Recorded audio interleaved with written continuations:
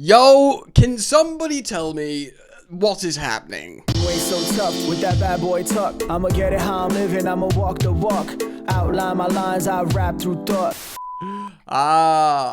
You asked, it returned. I dug out the intro from the depths of a hard drive somewhere. And brought back the intro for a little bit. What's going on? Welcome back to Football Therapy with me, your host, Jan. I do hope you're doing well, mate. What? Fermin Lopez from Barcelona? David Ornstein, he knows his onions, doesn't he? So when he talks, ladies and gentlemen, we have to listen. We do, and he's talked, and we're listening. And I haven't read this yet, so we're going to react together. So welcome on back to the channel Football Therapy, where apparently I upload multiple times a day at the moment. I've just realised the new shirt isn't in view, but thank you for liking and subscribing. We're on the road to 200,000 subscribers. I'm very, very grateful to all of you guys who subscribe. It's down there somewhere, or on your handheld device. Just press subscribe, please. At one moment. That's better, isn't it? We need to see the special boy. What a beautiful piece of gums that needs to be on show there. Yeah, so welcome on back. I've done the housework, showed you the intro, done the call to action, the like and subscribe. Let's talk about this then. Ornstein on the Athletic. Chelsea are evaluating the possibility of a move for Barcelona midfielder Fermin Lopez. But there's no current club-to-club contact. First of all,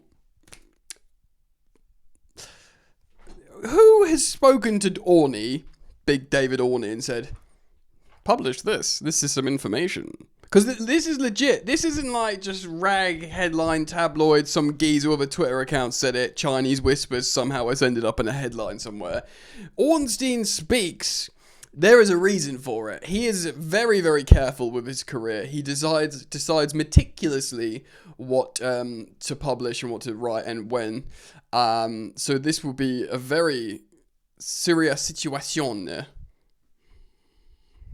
Yeah.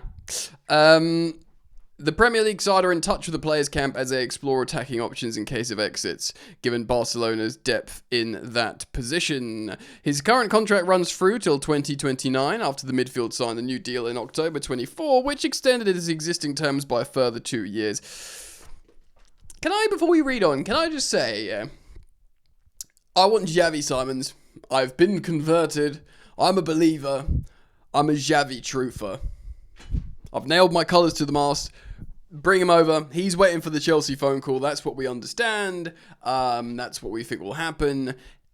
As far as we're concerned, considering the briefings and all what everyone's saying, we will sign Garnacho and Xavi Simons. Yet again, Garnacho's turned down loads of clubs. He's recently turned down yet another proposal from Saudi Arabia. So saith Fabrizio Romano is constantly updating us on Garnacho. This is a speculative guess, but he's almost definitely got an open DM with one of the Garnachos, or him and his brother going, yeah, we're waiting for Chelsea. Yeah, we've turned down this. We want Chelsea. Just guessing, but that's where we are at. So this sort of Fermin Lopez has really come out of nowhere, TBH. So the 22-year-old, so he's young. We like younger players, has been sidelined for over a month at the start of the 24-25 campaign. Last season, with a thigh injury, he went on to make 46 appearances through the campaign.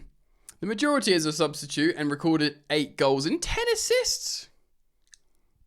18 goal involvements, with the majority of those being with the majority coming as a substitute.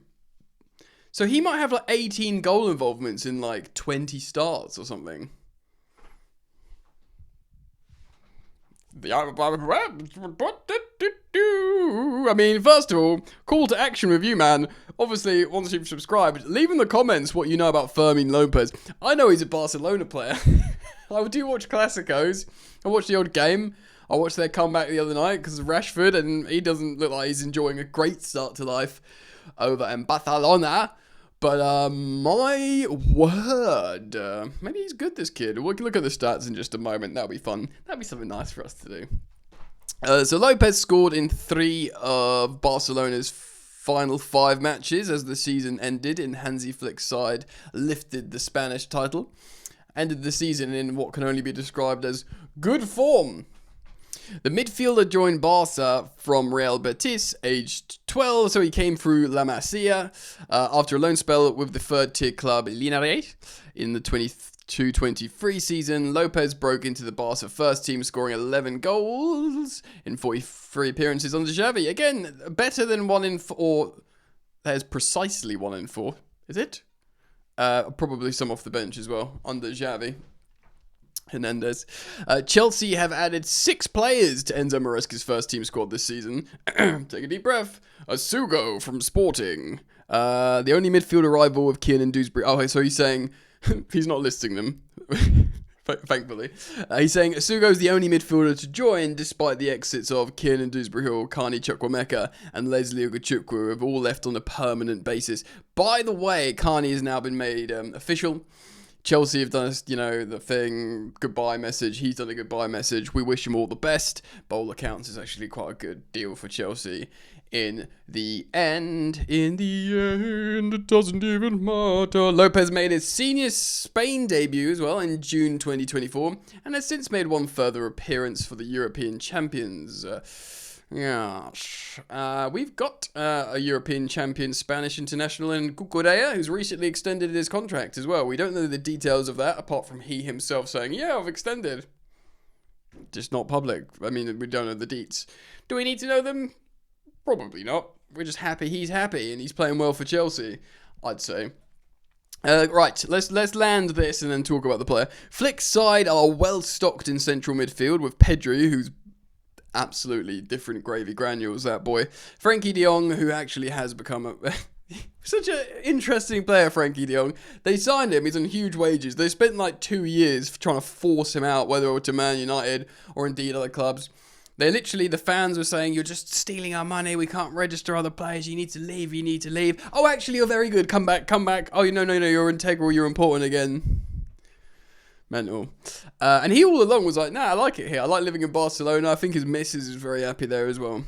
Yes. So also in midfield, after Frankie de Jong and Pedri, they've got Dani Olmo. Is he even registered yet? Who knows? Marc Quesado and Gavi, of course, among other options. Marc Bernal, 18, missed the majority of the season with an ACL injury. Right. So, this is mental. Maybe, we're fine, aren't we? Aren't we fine? And then, especially with, we're a bit light with on the left, and Garnacho. Look, I joked this morning, I would rather Rio and Gamora than Garnacho. He went on a free from Chelsea to Liverpool, looks really good. But look, I do, not begrudgingly, that's unfair, but I do trust the project now more than I ever have, and the sporting directors. And if they're looking at Garnacho and think, yep, he's going to make us better. I mean, we've just won 5-1. I know against some sort of pony farmer version of West Ham, but at the end of the day, the vibes are up. Chelsea are good. We're moving in the right direction. And there is a degree of trust there from me. Good on ya. Do you know what I mean? So with that, if they want Garnacho, fine. And I've been convinced rather easily on Xavi Simons because I've watched some content. He's a Dutch international that went through La Masia, that's played in 2 other European leagues since. The heritage, the cultivation of learning to be a footballer is there. And I watched the Adam Cleary football analysis of why he makes Chelsea way better. And I was like, right, I've made my decision. Fickle footballer, tick. That's one for me. I want him, and that's it. I'm playing Football Manager in my brain, and I've signed Xavi Simons. So after that, even with Nico Jackson potentially, and dare I say at this point, hopefully being sold. I know many of you actually rightly brought up the fact how we could do with his, he plays really well, Nico, but we've got an issue with the UEFA registration in the Champions League, and if we sell both Nkunku, I think we'd all agree should be sold. Especially if he accommodates Simons coming in. And Nico Jackson, who, remember, there's an AFCON as well. So he'll be absent for a little while, should he stay. So let's just say both of those happen. Even if both of those permanent sales happen, Nkunku and Jackson, we're fine if we get Xavi Simons and Garnacho. Are we not? Are we not? Let me just pull some stuff up on Fermin Lopez. Okay, I've pulled up some stuff here, so let's have a look. We'll look at his scouting report strengths in just a moment. Here's his transfer marked. Attacking midfielder. What, are we worried suddenly that Cole Palmer's got serious injuries? Better, I tell you what, this better not be like an omen of fears of Cole Palmer's groin injury. But like, he was at Carnival, did you see that? There was no music, but he posted a picture of him in disguise at Carnival, which I love. Love that about Cole. He's a real one. He really is. If there are concerns like, sure, Steval wants to play as a cam, as an attacking midfielder eventually, but at the moment we see him as the deputy to Neto. Who have we got as a true attacking midfielder? Joao Pedro, who he might want to start as a striker. Maybe we are short. Maybe it's Xavi. Is it alternatives to Xavi Simons? Because look, he is an attacking midfielder. Here he is, Fermin Lopez. He's a right footer. His main position is attacking midfield. He can play more functional central midfield and also as a left winger. This is giving Xavi Simons to me positionally. I think this could be a backup to Xavi Simons should we fumble it maybe like late and he goes elsewhere, because although Xavi does want to come to Chelsea, he does want to leave RB Leipzig, and if Chelsea are leaving it to the last 24 hours and Xavi Simons gets a little bit twitchy and he's like, sod it, I'm going to go to Bayern or something like that, do you know what I mean? If that happens, then Chelsea might have this one in the chamber, like, right, no worries, we still think we're light, this kid's good. He's pretty much the same age as Xavi Simons, so we'll go for Fermin Lopez instead. I mean, maybe, right? I saw on social media under the article, Barcelona fans divided on whether they'd want to sell him or not. So a lot of them, I think probably the majority says no, he's not for sale, which is probably a good indicator that he's a good player.